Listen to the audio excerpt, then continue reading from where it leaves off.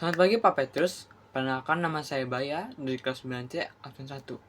Dan pada hari ini saya akan membawakan khotbah untuk ujian praktik agama saya. Mari kita bersatu dalam doa. Tuhan Yesus, hari ini saya, Baya, akan membawakan sebuah khotbah yang bertemakan Tuhan menyediakan. Tolong berkati kami agar kami bisa belajar melalui khotbah ini bahwa Engkau menyediakan Tuhan. Dalam nama Tuhan Yesus, amin.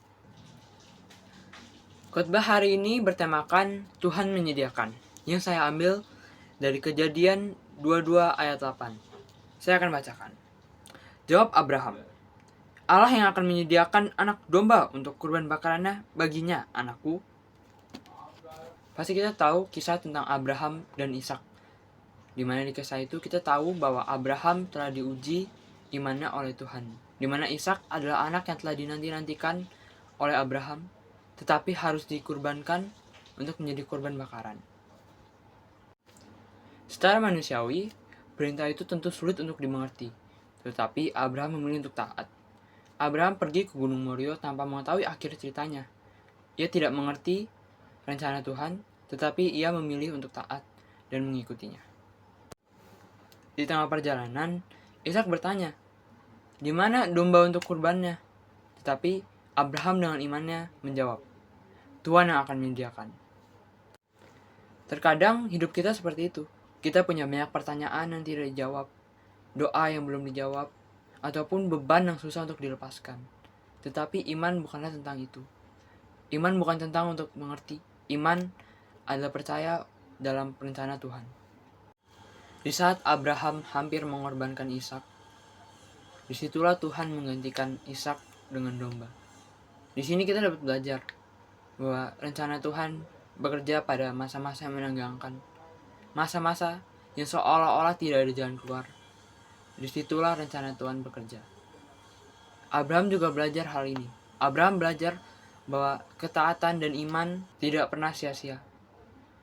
Dan dengan iman yang kuat ini, kita akan selalu melihat hasil pekerjaan Tuhan. Di sini kita belajar bahwa pertolongan Tuhan tidak pernah datang terlambat. Terkadang kita berada di posisi di mana kita tidak punya kekuatan lagi. Tapi disitulah kita belajar bahwa di posisi itulah Tuhan datang untuk menolong kita. Tuhan tidak ingin untuk menghancurkan hidup kita. Tuhan hanya ingin kita untuk belajar, untuk bergantung sepenuhnya kepadanya. Karena Dia akan menolong kita. Terkadang kita ingin untuk Tuhan memberikan jawaban yang lebih cepat, ataupun jawaban tanpa rasa sakit. Tapi disitulah kita belajar. Dari cerita Abraham ini, kita dapat belajar bahwa perjalanan untuk membentuk iman yang kuat lebih penting daripada kenyamanan sementara. Di perjalanan itulah iman kita dibentuk menjadi lebih kuat, serta hubungan kita dengan Tuhan menjadi lebih dalam.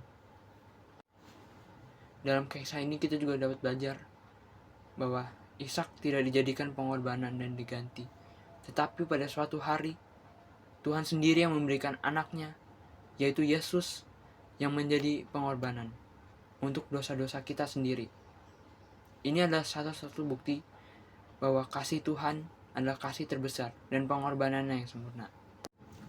Mungkin pada hari ini kita sedang dalam ujian ataupun cobaan, tetapi kita belajar untuk menjadi Abraham. Seperti satu kalimat ini, Tuhan, aku mungkin tidak melihat jawabannya, tetapi aku percaya Engkau telah menyediakan. Sekian khotbah hari ini, saya akan tutup dalam doa.